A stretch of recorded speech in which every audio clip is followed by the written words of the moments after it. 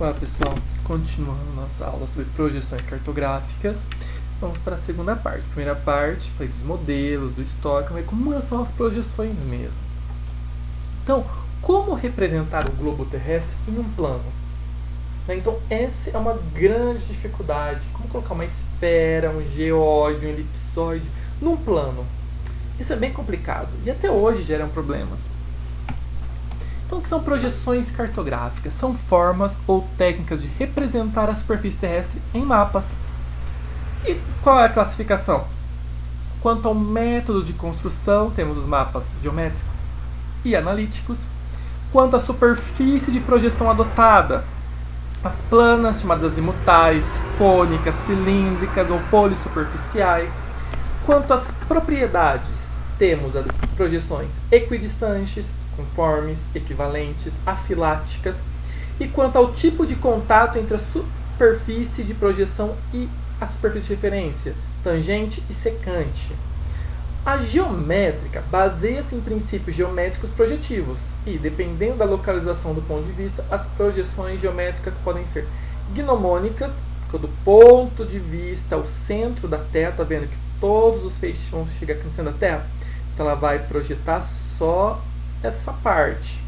Temos a estereográfica, quando o ponto de vista da superfície da Terra, lá do ponto, então a projeção.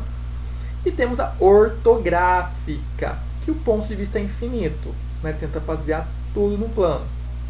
Já a analítica são aquelas que perderam o sentido geométrico propriamente dito em consequência da introdução das leis matemáticas, visando a obtenção de determinadas propriedades. Atualmente, quase todas as projeções cartográficas são analíticas, porque não segue a geometria perfeita do planeta, mas sim leis matemáticas. E essas projeções aqui a gente tem que saber, tá? As planas ou azimutais são as que mais caem no concurso. A esférica e as cônicas são as três que mais caem. Então, é construído sobre um plano tangente a um ponto qualquer da esfera terrestre. E esse ponto sempre ocupa o centro do mapa.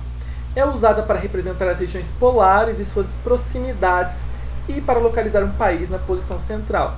Então, que nem o mapa da ONU, ele pega só essa parte aqui. Onde é o ponto dele? Polo Norte. Tá? Então, você concorda que quanto mais próximo do ponto central, menos deformação tem meu mapa? Quanto mais distante, quanto mais na periferia, maior a deformação?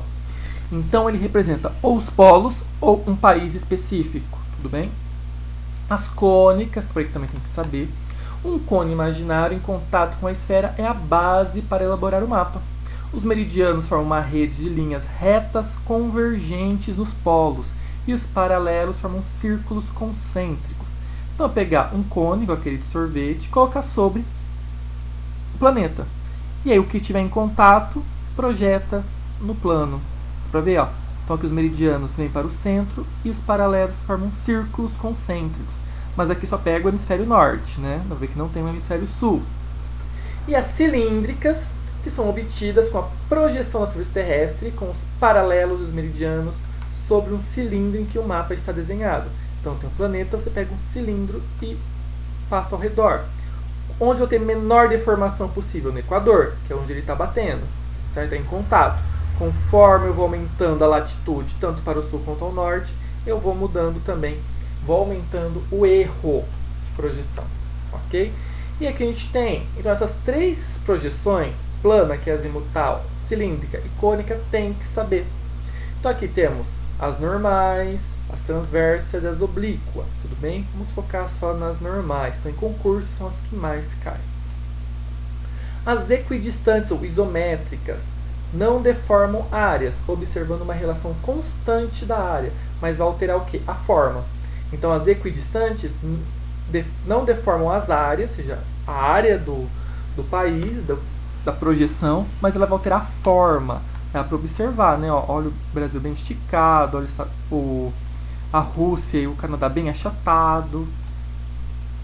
Temos as conformes ou ortomórficas, são as que não deformam os ângulos e a forma das áreas. Não existe projeção que seja ao mesmo tempo equivalente e conforme. Só que aqui tem um erro, por exemplo, olha os tamanhos. Eu projetei aqui, ó, que temos a Groenlândia e a África. Coloquei aqui do lado. A Groenlândia é a maior ilha do mundo. Já a África é um continente. Eles não têm o mesmo tamanho. Lembrando que a Groenlândia é um território da Dinamarca. Mas olha aqui o tamanho.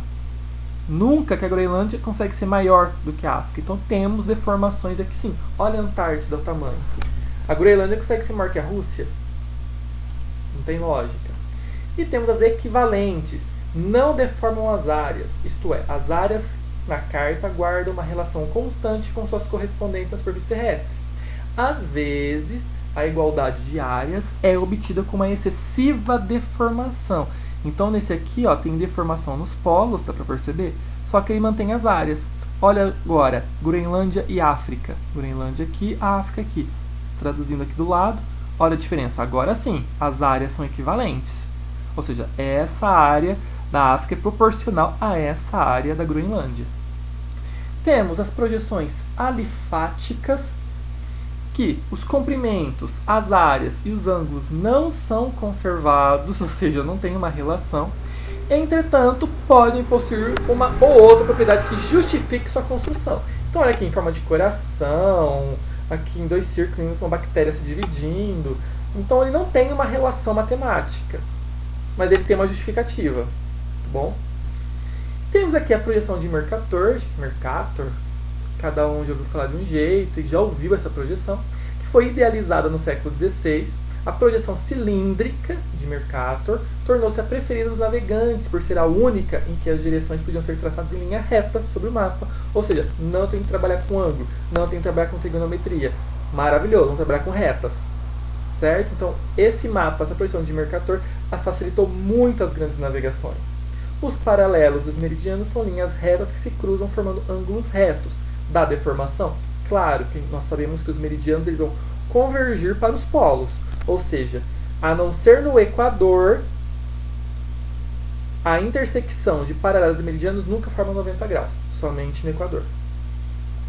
Temos a projeção de Peters, que é uma projeção cilíndrica e equivalente, mantém a dimensão proporcional das terras emersas, e foi um mapa com viés político, para valorizar o terceiro mundo, entre aspas, né, que é o hemisfério sul. Porque os mapas, em Mercator, os outros, focam muito no hemisfério norte, mostrando um pouco da soberania deles. É uma visão eurocêntrica, né? Porque é totalmente ocidental.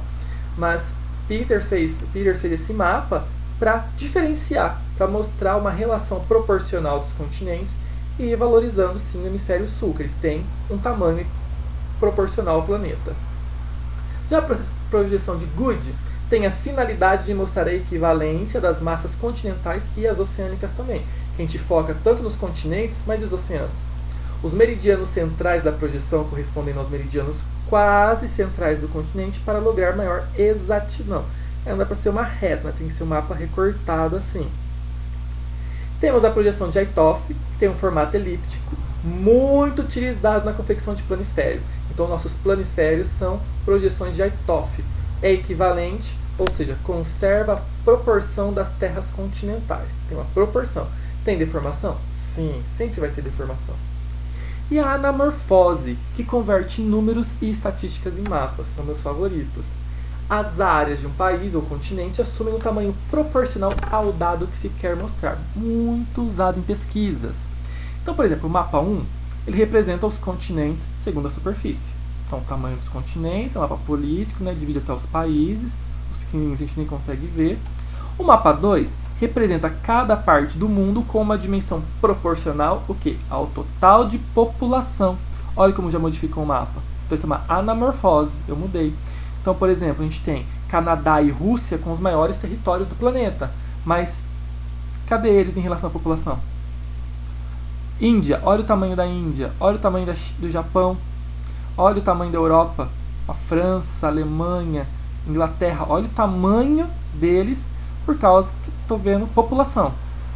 Aí você vai pensar, ó, Rússia e Bangladesh, que é esse país aqui, eles têm a mesma população, cerca de 100 milhões de habitantes.